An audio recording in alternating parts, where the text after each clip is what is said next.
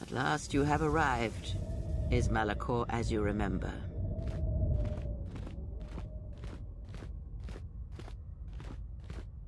Indeed.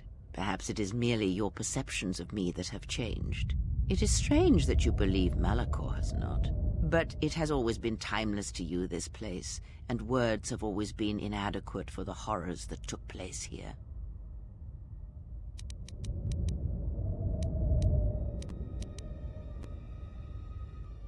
More talk of machines and threats. If you would end Malachor, then do it. But it will not be a victory for you. And of course you must be willing to die, to kill us all, and your friends. You may hold Malachor in your grasp, but I hold the answers to your past and future in mine. Would you destroy us both before learning them? If so, then do it, for you have already failed me.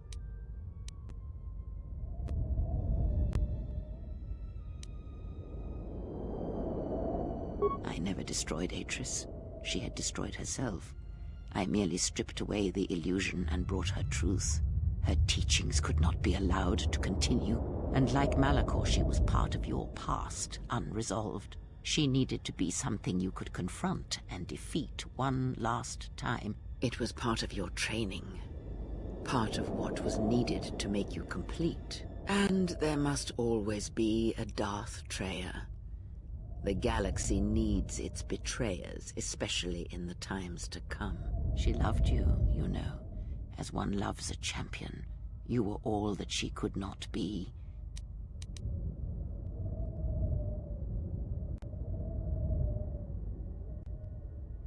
Yes, it is all that is left unsaid upon which tragedies are built. More echoes traveling through the Force.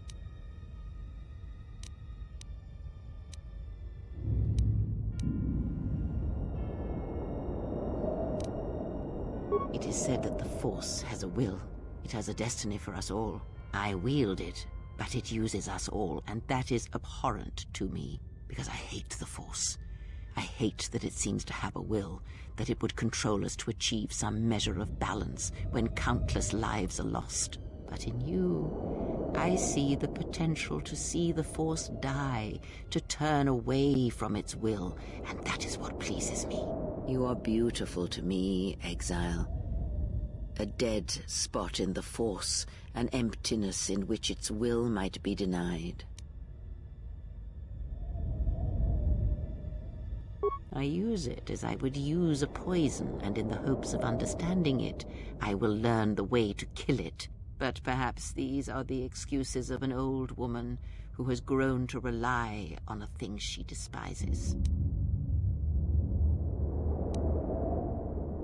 Yes, always. From the moment you awoke, I have used you. I have used you so that you might become strong, stronger than I. I used your death to deceive the Sith, to make them believe they had won, so they would turn on each other. I used you to keep the Lords of the Sith from condemning the galaxy to death with their power unchecked. I used you to lure them to Telos, where they could be at last fought and killed. I used you to reveal Atris's corruption so that her teaching could be ended before it began. I used you to gather the Jedi so they could be destroyed, and I used you to make those who wounded me reveal themselves so they could be killed by the Republic.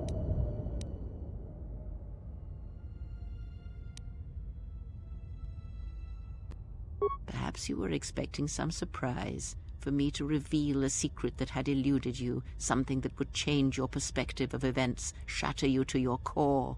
There is no great revelation, no great secret. There is only you. No, there were not. In times past and in times future, there are Jedi who will stop listening to the Force, those that will try to forget it, but maintain unconscious ties. And those, as in the past, just as I, who have had the Force stripped from them. But no Jedi ever made the choice you did, to sever ties so completely, so utterly, that it leaves a wound in the Force. It was a mistake to try to make you feel it again, I see that now. There is no truth in the Force, but there is truth in you, Exile, and that is why I chose you.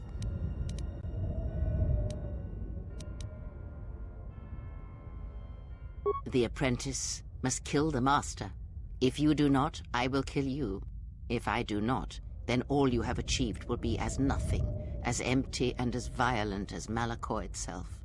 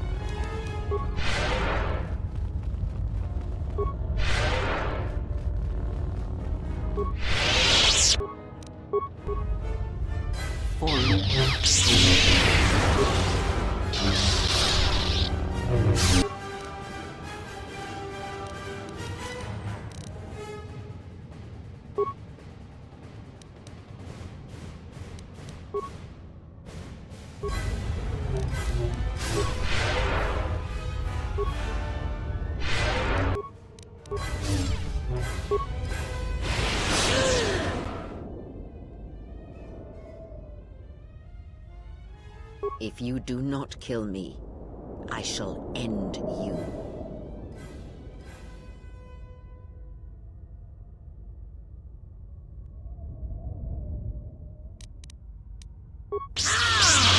You will not show me mercy. I will see you break before you do.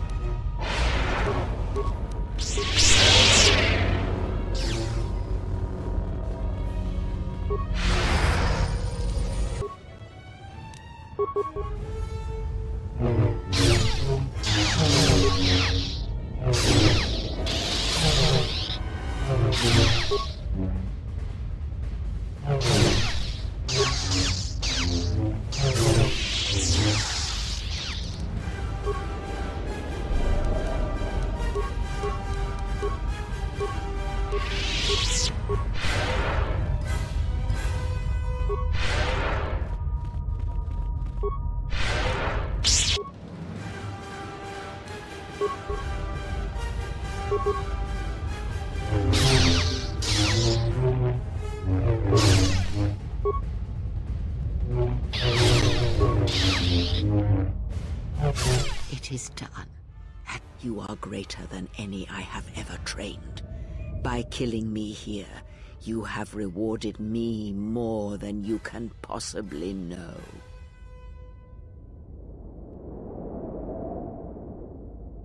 Save me? You already have.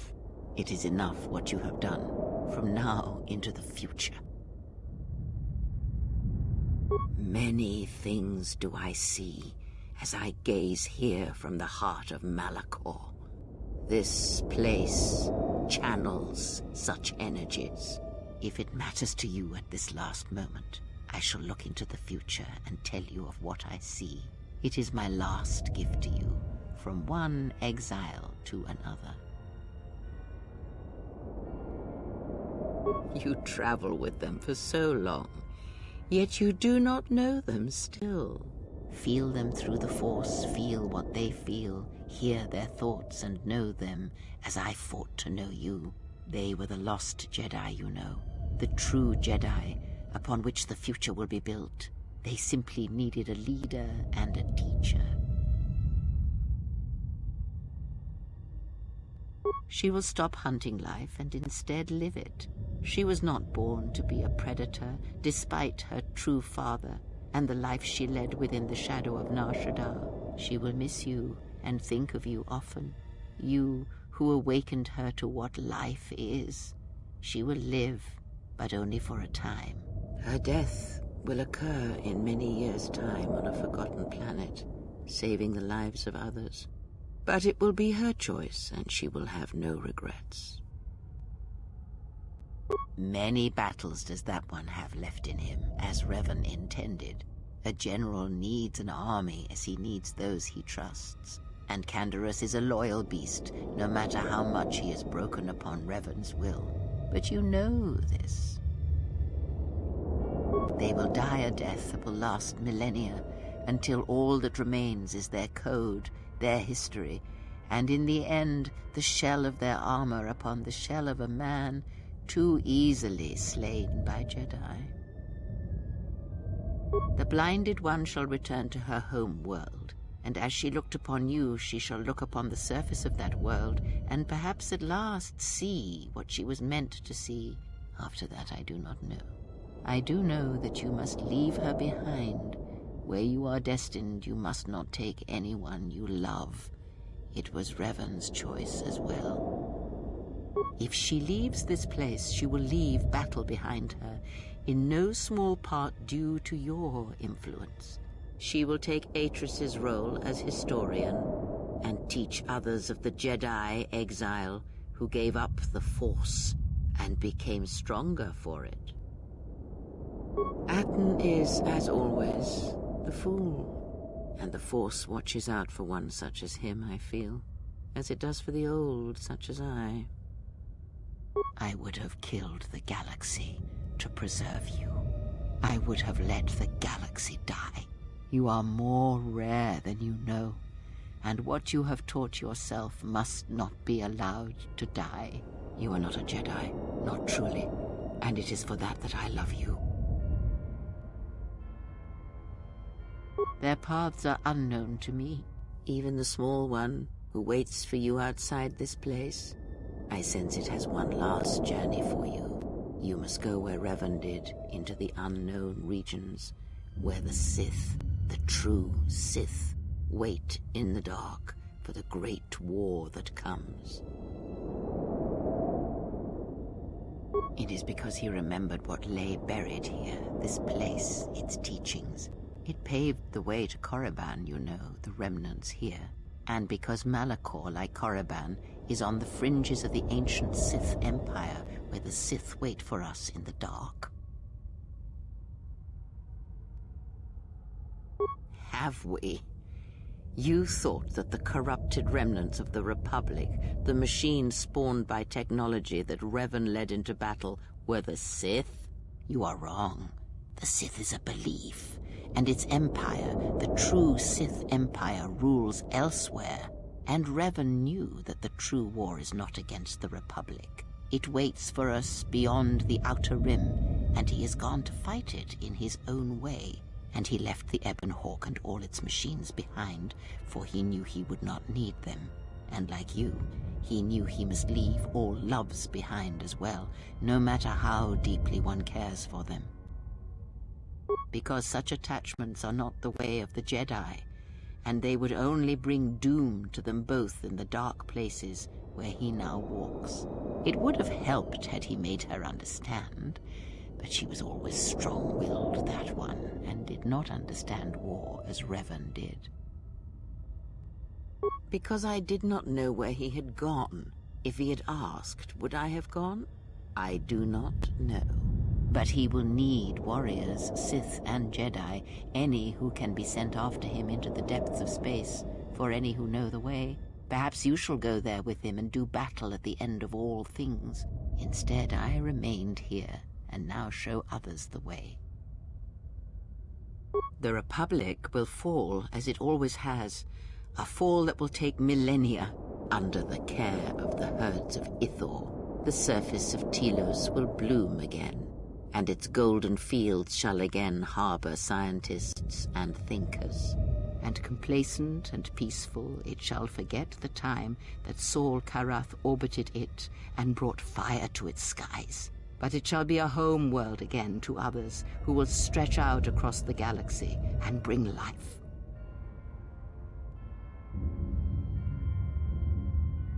Dantooine shall survive. The community you saved shall be the foundation upon which Dantooine shall be habitable again. They shall drive back the Raiders, the Mandalorians, and all that strike at the Outer Rim. The Republic shall again establish their presence there, and shield it with its forces, and Dantooine shall heal, be safe, and its skies free. The ruins of the Academy shall remain. Nar Shaddaa shall persist as it always has, but there will be a heart to the world where there was nothing before. Where once the lost and disposed were trapped there, now they will struggle and grow. From despair shall come hope. Queen Talia shall have a long reign, Much good will come of it. She will, as she has, rule wisely and well. Onderon shall remain in the Republic, and the world shall prosper, though its people shall, over time, lose their customs in the ocean of the Republic, and become the people of Onderon no longer. Korriban shall be as it always was, a graveyard for the darkest of the Sith Lords, still whispering within their tombs. It shall always be a source of evil, spawning threats throughout the millennia. It, like Malachor, brushes the edges of the Empire that waits in the dark. And like Malachor, the Sith have forgotten it. For a time, they will remember. Revan knew this.